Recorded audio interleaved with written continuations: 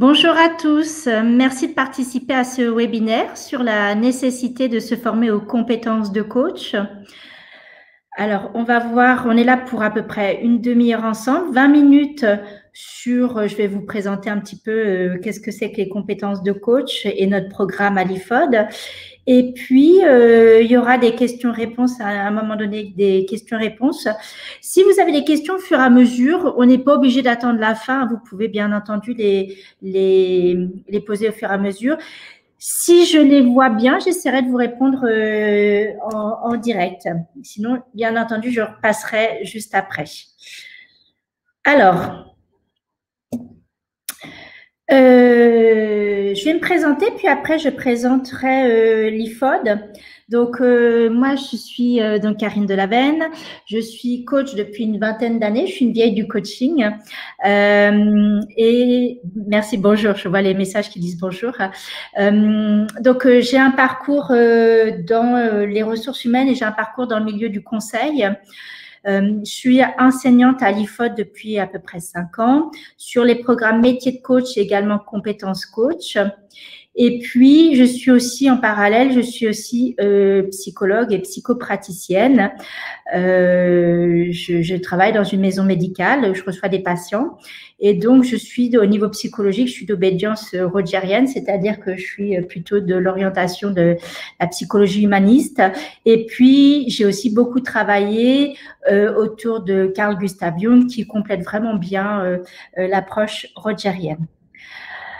Pour vous parler donc de l'IFOD, l'IFOD c'est une école, pour ceux qui ne connaissent pas, c'est une école qui a été créée en 1992 par Olivier de Villars. C'est l'école de l'accompagnement, des métiers de l'accompagnement, pardon, et du coaching. Donc, on forme en fait des gens à devenir soit coach, soit à acquérir des compétences. Donc, soit des futurs coachs, soit des personnes qui n'ont pas forcément envie d'être coach, mais qui ont envie d'acquérir d'autres compétences, notamment au niveau managérial. Et donc, on forme des dirigeants, des DRH, des managers ou des chefs de projet. Alors, dans ce webinaire, le fil rouge, on va essayer de répondre aux questions de quelles sont donc les compétences de coach, comment les acquérir, comment au final l'IFOD enseigne-t-elle en distanciel, et puis aussi quel est l'intérêt de se former à acquérir des compétences de coach et en quoi ces compétences-là permettent de développer la performance individuelle et collective. Excusez-moi. Et ensuite, à qui, on terminera avec à qui cette formation s'adresse-t-elle?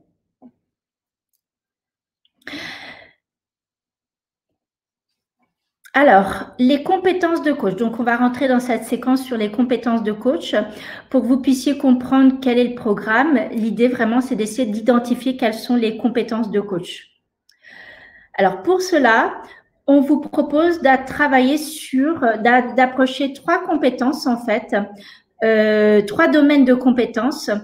Une compétence, en fait, qu'est-ce que c'est? C'est vraiment tout ce qui est autour des savoirs, des savoir-être et des savoir-faire. Le mot compétence recouvre l'intégralité de ces champs. Alors, les compétences de coach, quelles sont-elles? Ce sont des compétences de savoir autour des connaissances en psychologie. Alors, à l'IFOD, on ne vous demande pas de devenir psychologue, ce n'est pas le sujet. Néanmoins, on vous enseigne quelques compétences de coach autour de la connaissance en psychologie, notamment de la psychodynamique, notamment autour de l'approche humaniste. Ça peut être également autour de l'approche comportementale. C'est également autour de l'analyse transactionnelle et également autour de toute la partie neurosciences. Bien sûr, des connaissances autour des organisations. Le monde de l'entreprise, comment ça se passe dans le monde de l'entreprise? Quelles sont les organisations? Comment celles-ci évoluent-elles? Et quels sont les enjeux autour des fonctions managériales notamment? Ensuite, toujours dans le domaine du savoir, les connaissances autour de soi-même, c'est-à-dire sa capacité à se remettre en question et la capacité à développer de la conscience de soi. Dans les savoir-être, on aborde 2 axes. La partie posture. Donc, la posture en coaching, qu'est-ce que ça veut dire? Ça veut dire la capacité à mettre en œuvre une dynamique, un mouvement pour aller vers la rencontre, pour aller à la rencontre plutôt du coaché, de la personne qu'on a en face de soi. Et également, c'est toute cette capacité à tenir le cadre dans lequel le coaché va pouvoir évoluer. Et dans le cadre des compétences de coach, vous n'allez pas devenir coach, mais en tout cas, utiliser des compétences dans lesquelles vous êtes capable également de tenir un cadre. L'autre axe sur la partie savoir-être, bien sûr, c'est toute la partie relation. Le coach, comment le coach met en place une relation, comment il instaure la relation afin de créer un climat de confiance, soit pour le coaché, soit pour une personne qu'on a en face de nous, afin de créer ce qu'on appelle en coaching l'alliance et de garantir en fait un cadre de construction positive de relations et de rencontres humaines dans cette relation. Ensuite, toute la partie savoir-faire. La partie savoir-faire se traduit de 2 axes aussi, que sont l'analyse et le pilotage. Donc, l'analyse, ça, c'est une des compétences de coach, hein, c'est-à-dire dans quelle mesure nous sommes capables de poser ce qu'on appelle un diagnostic et d'établir un plan d'intervention par rapport à ce diagnostic. Ensuite, en termes de pilotage, la maîtrise et les modalités des outils d'intervention pour piloter des séances, que ce soit des séances de coaching, mais comment ces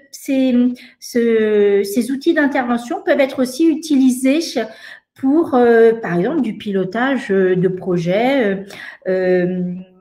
C'est des outils qu'on peut tout à fait utiliser, aussi des compétences dans le maniement de ces outils-là qu'on peut utiliser soit dans une séance de coaching, soit qu'on peut déployer en dehors dans du pilotage de projet. En tout cas, faire avancer une équipe dans une situation donnée, vers une situation donnée.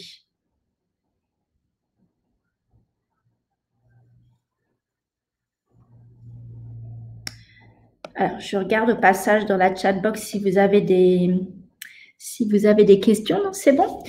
Alors, nous venons de voir dans la séquence que je viens de terminer quelles étaient les compétences de coach. Bien entendu, l'idée maintenant, c'est de voir comment on peut acquérir ces compétences de coach et comment on fait à l'IFOD pour acquérir ces compétences de coach. Donc, vraiment, à l'IFOD, on est sur de l'apprentissage, que ce soit en présentiel ou en distanciel, on est vraiment sur de l'expérimentation.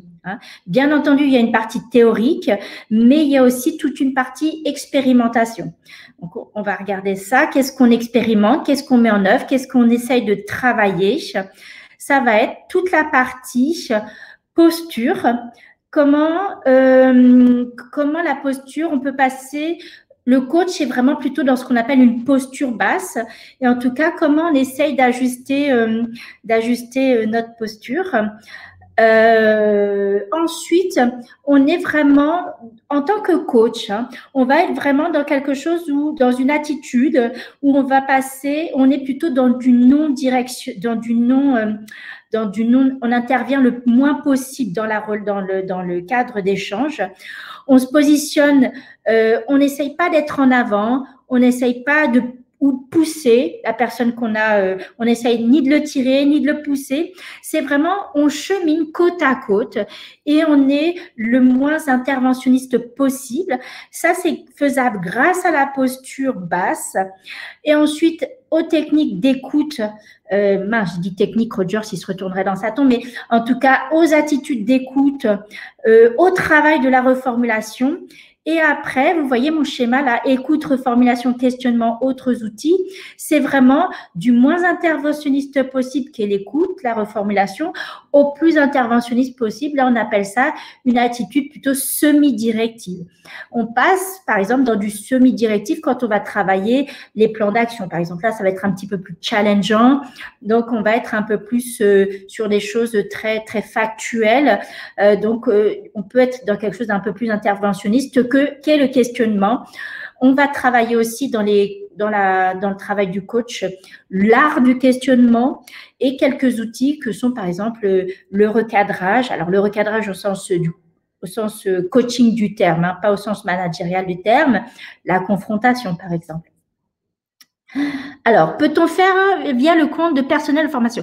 Oui, tout à fait. Bien sûr que l'IFOD a tous les agréments pour pouvoir, effectivement, vous pouvez utiliser le compte personnel de formation pour financer tout ou partie de votre programme compétences coach ou métier de coach, hein, d'ailleurs l'un ou l'autre.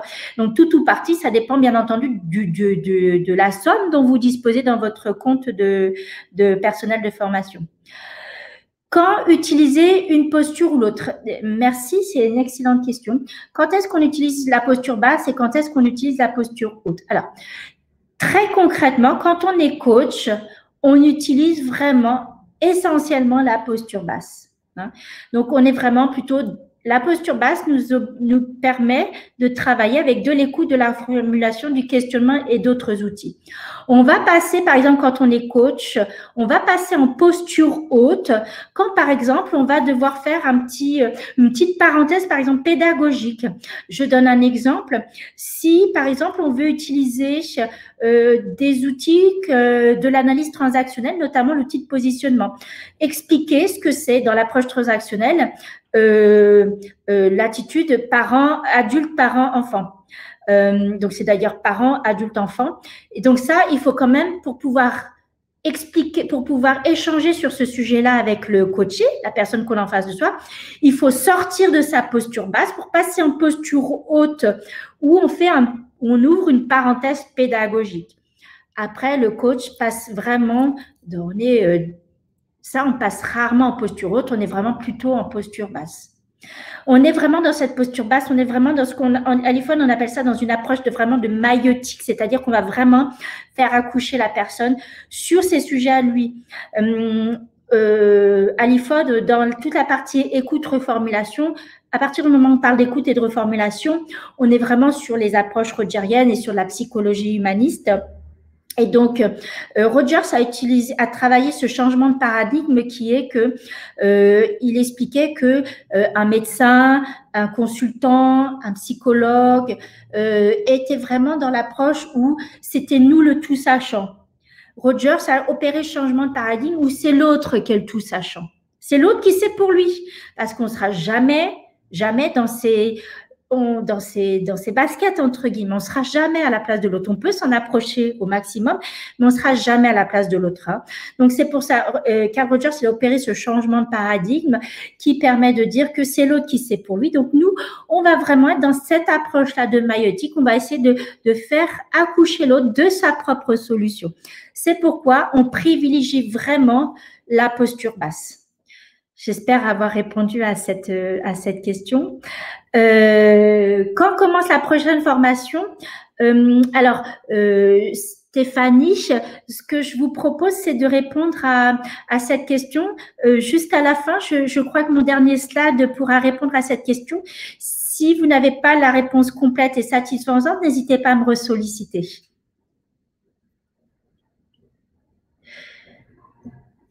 Donc, vraiment, à l'IFOD, on va expérimenter, que ce soit en présentiel ou en distanciel, on va vraiment expérimenter la posture, mais également l'écoute, la reformulation, l'art du questionnement et les autres outils du coaching que je vous ai présentés, par exemple, le recadrage ou la confrontation ou le feedback ou autre.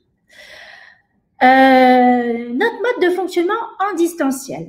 Alors, il faut savoir qu'à l'IFOD, on travaille autant en présentiel qu'en distanciel. Et il n'y a pas on n'a n'a pas forcément de préférence parce que notre mode de formation est vraiment tout à fait adapté à une partie ou l'autre, à une façon de faire ou l'autre, devrais-je dire plus exactement. Donc, on a un outil pédagogique qui est une plateforme de e-learning. Donc, notre construction pédagogique s'articule autour de 3 axes, avec un premier module qui va être un module préparatoire qui va vous permettre d'être sensibilisé à ce que nous allons voir en présentiel. Et dans cette module préparatoire, par exemple, on va vous demander de faire une fiche de lecture, on peut vous demander de lire un article, de lire une vidéo.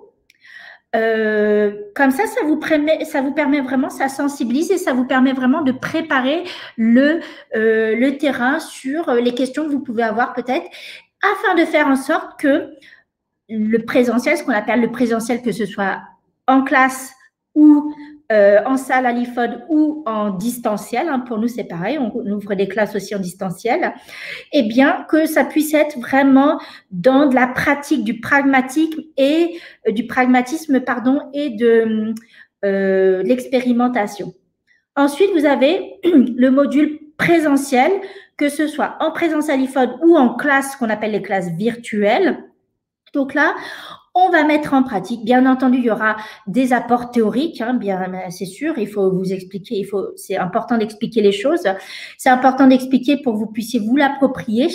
Et ensuite, on expérimente. On est vraiment dans de l'apprentissage pour l'adulte. On est dans de l'andragogie. Donc, on est vraiment dans de l'expérimentation et essayer de vous faire approcher et comprendre la théorie par l'expérimentation. Alors, quelle est la part de théorie par rapport à la pratique? Y a-t-il du travail en… Ok, alors, je vais essayer de répondre à cette question-là. Valérie, si je t'ai pas complètement répondu, n'hésitez pas à me redemander. Hein. Donc, je vous disais qu'en classe virtuelle ou en présentiel à l'IFOD, pareil, on va faire vraiment de la pratique en sous-groupe. Aujourd'hui, hein, les Teams et les Zoom permettent bien entendu de travailler en sous-groupe. Le formateur, l'enseignant, on est enseignant à l'IFOD, on passe dans les sous-groupes pour permettre aux uns et aux autres d'avoir quelques feedbacks pour pouvoir essayer de ajuster sa posture et puis bien sûr avoir quelques tips pour son propre progrès, développement personnel. Ensuite, on a un dernier module, une fois que vous avez fait la classe virtuelle ou présentielle, hein, puisqu'on a les 2 formules. Alors là, bien sûr, en temps de confinement, on n'a que la classe virtuelle. Hein, on se doit de se conformer, bien entendu, aux règles sanitaires. Ensuite, on a la partie du module ancrage, c'est-à-dire que vous allez avoir un module qui vous permet de bien réviser ce que vous avez vu en module 1, qui est la sensibilisation, module 2, qui est l'expérimentation, avec un petit questionnaire, une évaluation, entre guillemets, qui vous permet de passer à l'étape d'après. L'évaluation va vous permettre de déclencher le module préparatoire pour le prochain séminaire.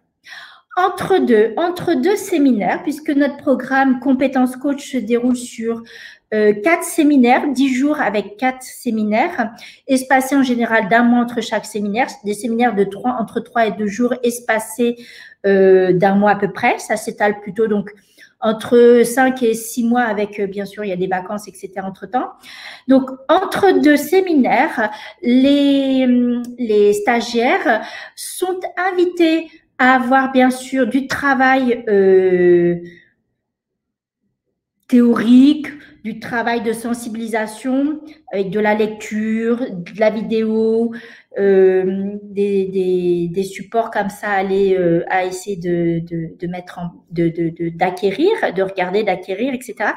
Et bien entendu, en parallèle, on demande des réunions de sous-groupe, du travail de sous-groupe dans lequel il va y avoir un coach, un coaché, un observateur pour métier de coach, où il va y avoir quelqu'un qui va utiliser des compétences de coach, quelqu'un qui va vouloir être accompagné et un observateur. Hein. Puisque dans le métier compétences coach, on ne devient pas coach. Hein. Bien sûr qu'il y a des passerelles possibles avec la formation métier de coach après, mais dans compétences coach, on ne devient pas coach, on acquiert Excusez-moi, le français n'est pas ma première langue, donc j'espère que c'est bien le mot acquiert. J'espère que c'est bien comme ça qu'on… Je suis pas très à l'aise sur la conjugaison du mot acquérir. C'est comment on acquiert des compétences, merci de dire oui, des compétences de coach et comment dans notre quotidien de manager, de DRH, de dirigeant ou de chef de projet, on peut les mettre en place. Alors, j'espère, Valérie, que j'ai répondu à votre question sur le rapport théorie-pratique et travail d'intercession. Ensuite, il y a une autre question sur mon compte. Hein. Votre formation est à 3 000 €. Est-ce que cela inclut la partie présentielle ou en plus de la partie… Alors, est-ce que cela aboutit à un titre RNCP? Alors, Jérémy, notre formation en présentiel, quand c'est une particulier, elle est à 4 200 € net. Quand c'est le particulier qui règle, et à 5 600 € net quand c'est une entreprise qui règle. Et ensuite, en distanciel, effectivement, elle est à 3 100 € net et 4 500 € net pour une entreprise. Donc, un particulier, c'est 4 100 et une entreprise, c'est un particulier, pardon, c'est 3 100 et une entreprise, c'est 4 500. Et vous avez accès à l'ensemble de la plateforme et du travail, que ce soit en classe virtuelle quand on est en distanciel et la plateforme dans laquelle vous avez le module préparatoire et le module ancrage. Et quand vous êtes en présentiel, vous avez accès bien sûr au travail en présentiel avec l'enseignant et bien entendu au module préparatoire et au module ancrage aussi. Ensuite, Jérémy, ça n'aboutit pas, le compétence coach n'aboutit pas à un titre RNCP, mais à une certification CNCP, hein, qui est la certification des compétences et pas le répertoire national des métiers. Donc, ça aboutit aussi à un titre qui est reconnu par l'État. Le titre RNCP, Jérémy, il est pour le métier de coach. J'ai répondu à votre question, j'espère, Jérémy. Ensuite, quelles sont les passerelles possibles avec la formation métier de coach? Alors, selon quand vous avez la soutenance pour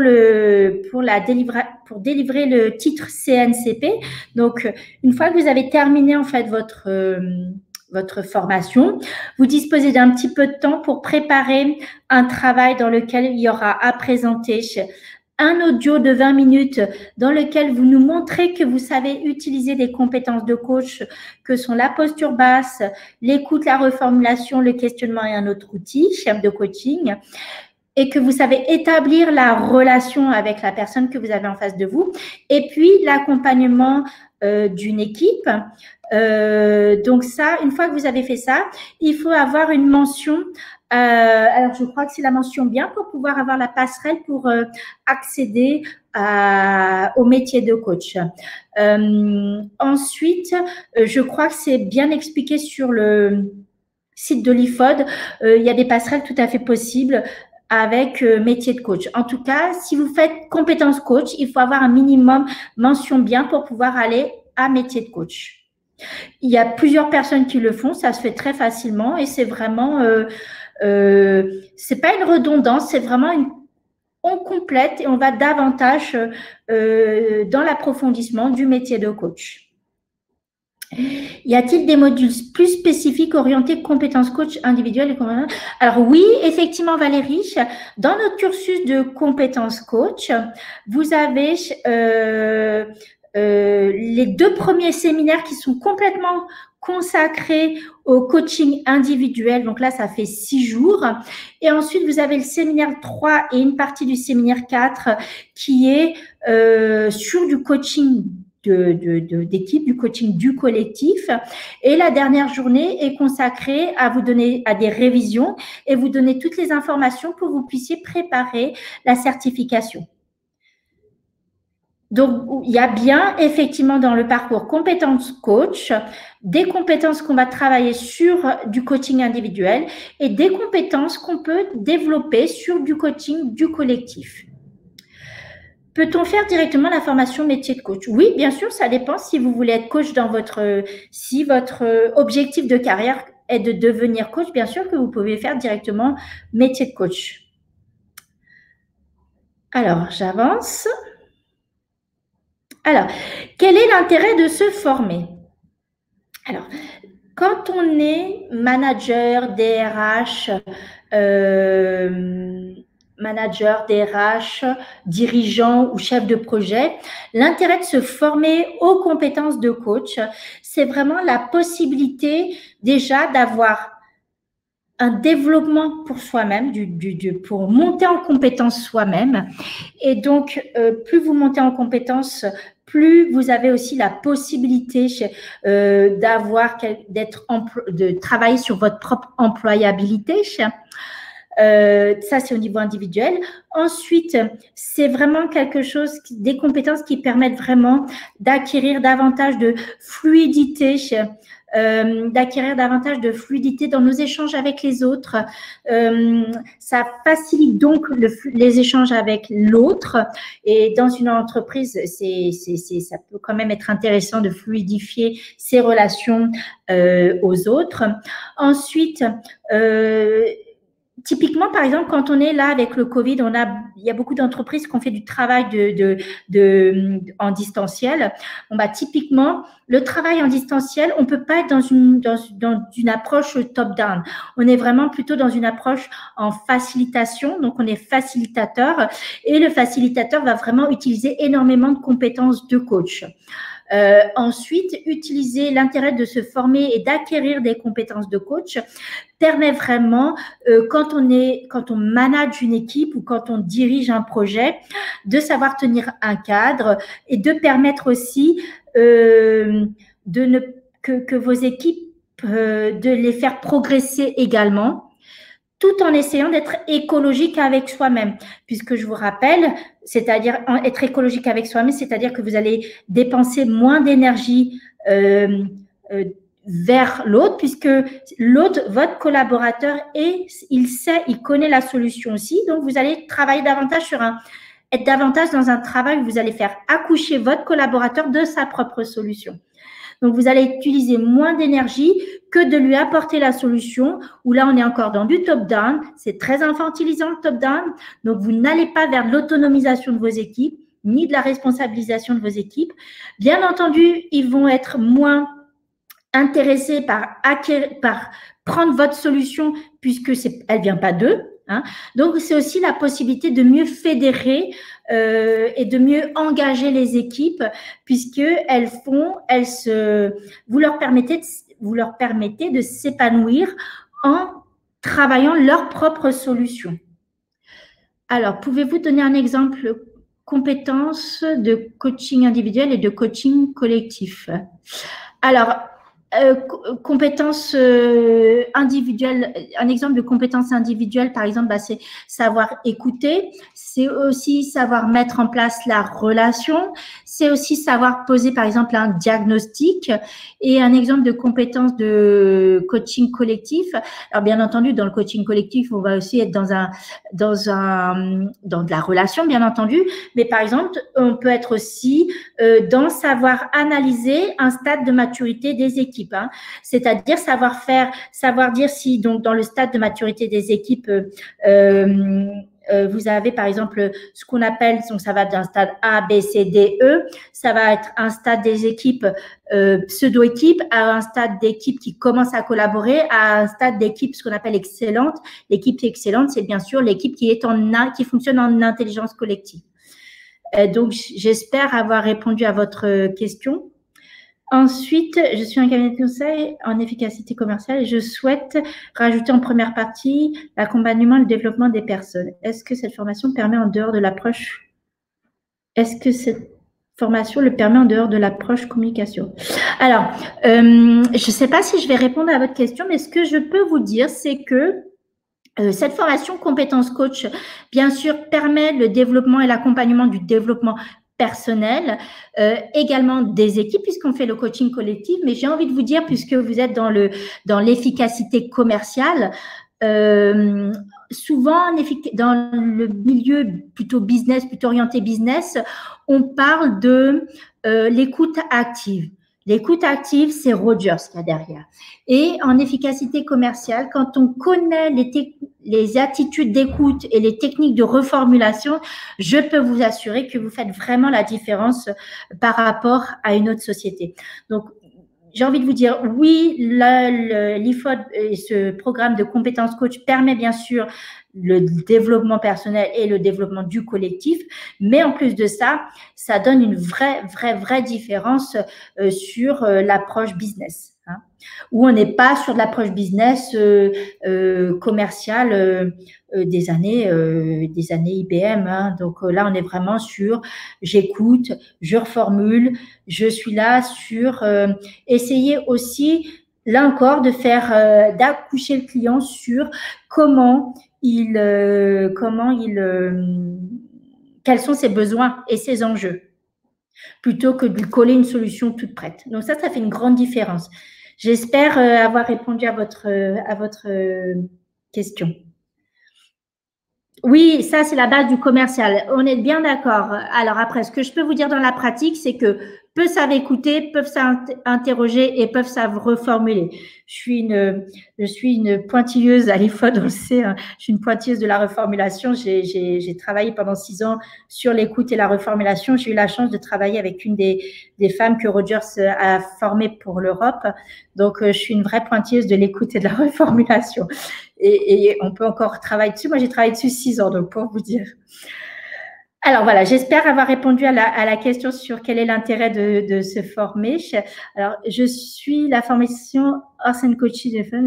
Cette formation serait-elle un complément ou un doublon? Alors, merci de poser cette question. Je connais pas toute la partie avec l'accompagnement avec le cheval, hein, puisque c'est Horse and Coaching. Par contre, ce que je peux vous dire, c'est que le complément que j'y vois, moi, c'est toute la partie coaching d'équipe. Alors, sur la partie coaching individuel, je ne saurais pas vous dire, parce que je ne connais pas bien le parcours Horse and Coaching. Je pense que ma collègue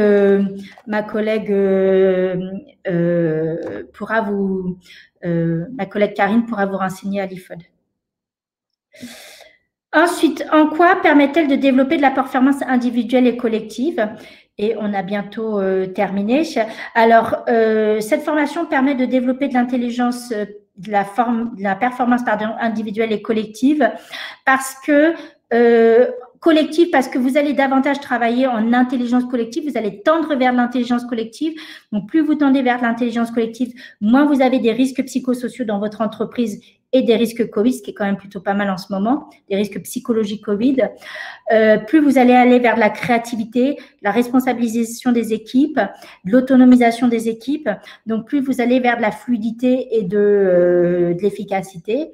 Ensuite, la performance individuelle. Cette formation tend vraiment à ce qu'on se remette en question et on va travailler vraiment sur comment on se développe personnellement. Donc, plus on se développe, plus on devient performant. À qui s'adresse cette formation? Cette formation s'adresse à des dirigeants, à des cadres RH, DRH, à des chefs de projet et des managers principalement. Elle s'adresse aussi bien sûr à des commerciaux qui auraient envie d'apprendre toute une partie autour de l'écoute, de la reformulation. Du développement de soft skills à l'optimisation de votre employabilité en passant par l'affirmation de votre posture, l'IFOD vous accompagne selon vos objectifs professionnels et personnels. On est vraiment dans ce croisement, dans ce cheminement-là de objectifs personnels et professionnels. Alors, pour répondre à la question des dates, la prochaine formation en distanciel commence en avril et la prochaine formation en présentiel commence au mois de mai, bien sûr, si nous ne sommes pas confinés au mois de mai, ce que j'espère. Est-ce que j'ai répondu à vos questions? Donc, merci beaucoup pour votre écoute et je suis disponible pour vos questions. Est-ce que c'est envisageable pour une reconversion? Oui, tout à fait. Pour une reconversion, vous pouvez complètement passer sur compétences coach ou, alors ça dépend de votre envie de reconversion. Et bien entendu, un des enseignements de l'IFOD est là à votre disposition. Mais soit compétences coach, soit si vous voulez devenir coach, bien sûr, allez directement au métier de coach. D'autres questions?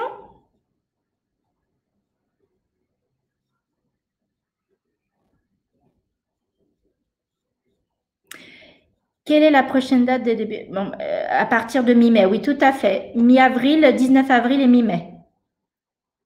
Faut-il avoir forcément un employeur? Du coup, non, pas du tout. Nous avons des personnes qui s'autofinancent leur formation ou alors qui ont un compte personnel de formation et qui l'utilisent.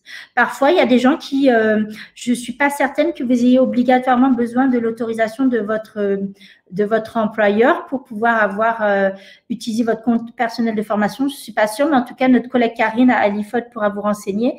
Mais vous n'êtes pas obligé d'avoir un employeur. Hors Covid, peut-on choisir le digital? Oui, bien sûr.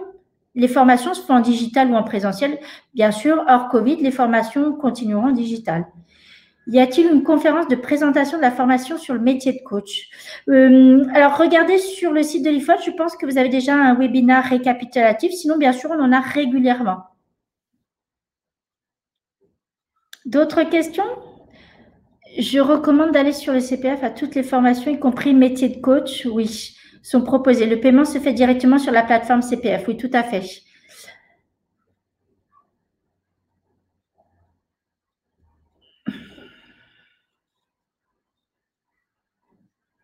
Encore des questions? Peut-être 1 ou 2 minutes avec des questions?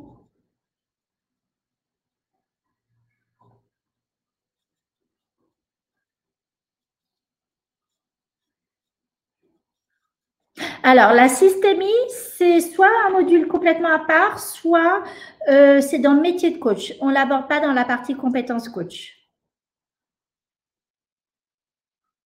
Oui, c'est tout à fait compatible avec une période de chômage. Oui, oui, bien sûr.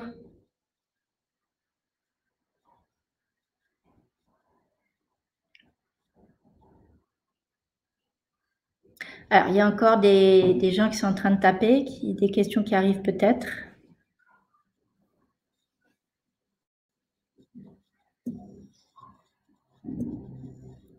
Ok. Ben, écoutez, je vous propose qu'on s'arrête là. Merci beaucoup pour votre écoute, votre attention. Et puis, je vous souhaite une très, très bonne journée, une très belle journée. Au plaisir. J'espère vous croiser à l'IFOD. J'aurai vraiment grand plaisir à vous enseigner. Mes collègues aussi, on est assez passionnés par notre métier et le transfert de ces compétences. Je vous souhaite une très, très belle journée. Au revoir.